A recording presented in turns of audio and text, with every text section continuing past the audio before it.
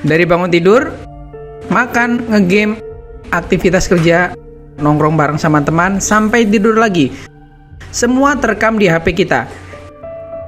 Nami adalah gambaran umum kehidupan kita di dunia yang serba digital.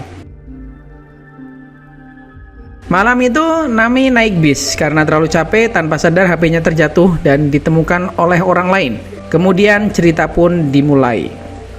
Di ruangan kecil ini, Jun Yong nampak sibuk dengan aktivitasnya. Dia mengambil ponsel milik Nami yang segera saja muncul banyak notif dari Nami yang mencoba menemukan ponselnya yang hilang. Jun Yong mulai stalker semua tentang Nami, dari sosmed hingga teman-temannya.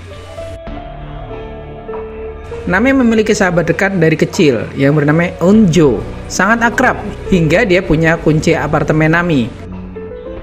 Dia datang ke apartemen Nami dan segera mencari Nami yang ternyata sedang tidur di bawah kasur. Jun terus saja mencoba membuka semua informasi pribadi dari Nami, mencatatnya dengan teliti. Tapi dia belum punya password untuk membuka ponsel Nami. Akhirnya Jun Yong memecahkan kaca HP milik Nami. Sementara itu, di Bukit yang Tinggi, nampak polisi sedang sibuk menyelidiki kasus pembunuhan berantai yang menelan banyak korban. Mereka mengumpulkan barang bukti, dan petunjuknya cuma satu, yaitu buah plum merah. Pagi itu, Nami terlambat datang ke kafe ayahnya karena kesiangan. Ayahnya menunjukkan foto Nami yang mabuk sambil meledeki Nami. Nami menyeruput kesegaran sari buah palm buatan ayahnya, dan tiba-tiba saja telepon berdering. Jun bilang kalau dia tidak sengaja menjatuhkan ponsel milik Nami. Dia mengiring Nami untuk ke tukang servis HP. Nami sampai ke tempat tujuan, reparasi WoW. Akhirnya, Nami menemukan HP-nya, tapi dalam keadaan layarnya rusak. Petugas menyodorkan isian servis HP yang berisi data diri Nami. Tanpa curiga, Nami pun mengisinya. Sejurus kemudian, Jun langsung gercep membongkar HP milik Nami, menduplikasinya dan mengakses semua file dengan bantuan kata sandi yang diberikan. Akhirnya, dia berhasil memasang aplikasi untuk memata-matai Nami. Karena terlalu lama, Nami tertidur. Bangun dikagetkan dengan panggilan Jun. Nami merasa sangat senang, dan mulai dari sini semua aktivitas Nami dapat dipantau langsung oleh Jun Yong. Jun Yong datang ke Cafe Mizi, berpura-pura menjadi pelanggan. Dia memesan sari buah plum, menu yang sangat jarang dipesan oleh pelanggan. Segera saja ayahnya tahu dan melarang menjual sari plum ke pelanggan karena itu tidak dijual secara umum. Malam harinya, Jun mulai melihat semua aktivitas Nami. Saat Nami tidur, semua data dia unduh melalui aplikasi yang sudah dipasang dan diremote secara jarak jauh. Pagi harinya, Jun memulai mencatat semua data Nami, dari data rumah, keseharian, kemana Nami pergi, daftar belanja, saldo tabungan, hingga tempat Nami bekerja. Bahkan dia sudah membuat daftar orang yang akan dijadikan target, termasuk Nami sebagai pelengkap daftar korbannya. Nami dipanggil oleh atasannya yang bernama Bu Oh. Dia memberitahu rencana kenaikan gaji Nami hingga 2 kali lipat. Ini sebagai apresiasi Bu Oh karena Nami loyal, setia kawan dan berdedikasi. Kenaikan gaji ini rahasia mereka berdua karena pegawai lainnya tidak dinaikkan. Mereka semangat dan berfoto bersama. Penyelidikan detektif membuahkan hasil. Mereka segera meluncur ke apartemen yang diduga sebagai tempat persembunyian tersangka pembunuhan berantai di bukit. Detektif itu berhasil masuk ke dalam ruangan, tapi Jun mengetahui hal tersebut. Detektif itu sekarang yang dimata-matai oleh Jun, dan dia berhasil mengumpulkan semua informasi yang ada di TKP. Pesan masuk ke HP detektif. Dia panik karena merasa dimata-matai. Dengan cepat, ia mencari ke semua penjuru apartemen hingga naik ke lantai atas, tetapi tidak diketemukan. Saat dia balik ke apartemen, ruangan menjadi berantakan karena ulah si Jun Yong. Jun Yong pergi ke Cafe Mizi bertemu dengan ayah Nami. Dia berpura-pura membeli sari buah plum. Awalnya ditolak karena hidangan itu tidak dijual secara umum. Ternyata itu adalah salah satu trik untuk mendekati Nami. Berpura-pura menjual beberapa CD dan tiket konser. Segera saja ayah Nami mencurigai dan mengusirnya secara halus.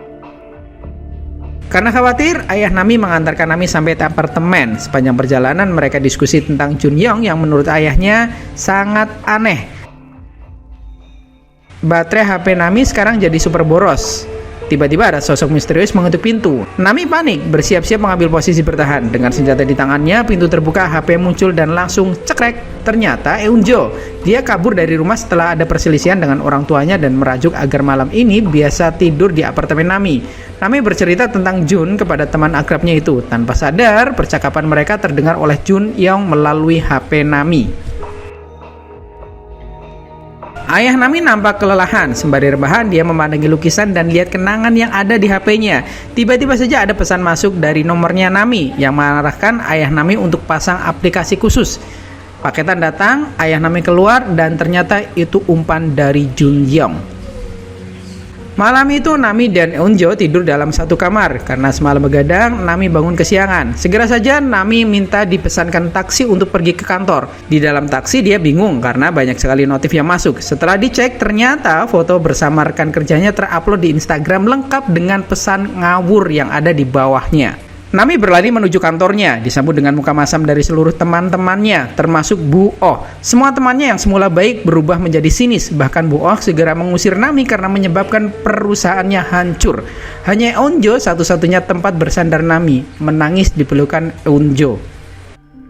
Mereka berdua meluncur ke kantor polisi, berencana mengusut siapa pelaku peretas HP Nami. Karena kurang bukti, laporan mereka pun ditolak. Ayah Nami terbelenggu oleh Jun Yong. Mereka bertengkar dan Jun Yong mengatakan cuma butuh waktu 3 hari agar dia mengetahui semua yang dilakukan Nami dari bangun tidur hingga tidur lagi. Eunjo dan Nami rehat sejenak di Cafe Mizi. Sambil membicarakan tentang pelaku peretas HP Nami, ternyata mereka sedang menunggu Jun Yong yang secara sengaja diundang oleh Nami. Karena Jun menyamar sebagai karyawan di perusahaan keamanan digital. Dengan keahliannya, Jun Yong menganalisa kasus HP Nami yang menurutnya terpasang aplikasi pengintai. Jun Yong mencoba mengarahkan tersangka kepada sahabatnya Nami, Eunjo. Menurutnya, aplikasi itu tidak bisa dipasang dari jarak jauh, dan percakapan itu direkam oleh Eunjo. Setelah mendengarkan penjelasan dari Jun, Nami galau dan mencurigai Eunjo sebagai pelakunya. Eunjo tidak habis pikir, mengapa sahabatnya itu mencurigainya? Sakit hati, itu yang dirasakan. Kecewa atas sikap Nami, akhirnya dia pergi meninggalkan Nami. Sementara itu, polisi dan detektif masih menyelidiki kasus pembunuhan di Puncak. Ada salah seorang detektif yang mungkin tahu tentang pelakunya, tapi dia diam karena pelakunya mungkin adalah anaknya sendiri. Dia ingin menangkap dengan tangannya sendiri. Setelah mengetahui posisi servis HP yang dia curigai, mereka segera meluncur, tapi sayang, tempat sudah berantakan. Nami masih meratapi tindakannya karena mencurigai temannya. Karena kesal, dia membanting HP dan itu menjadikan dia teringat tempat servis HP Jun Yong. Kedua detektif itu terus saja mencari barang bukti dan petunjuk. Tiba-tiba Nami muncul dikawal polisi setempat. Nami bercerita kepada detektif itu bahwa ada seseorang yang menemukan ponselnya yang hilang. Kemudian HP-nya diservis di tempat ini. Nami mencurigai pemasangan aplikasi pengintai itu terjadi di sini. Nami dan detektif berusaha untuk menjebak pelaku. Nami mengundang pelaku untuk bertemu di rumahnya dan Yongjon mengiyakan permintaan Nami. Segera saja dia merubah penampilannya agar terlihat berbeda.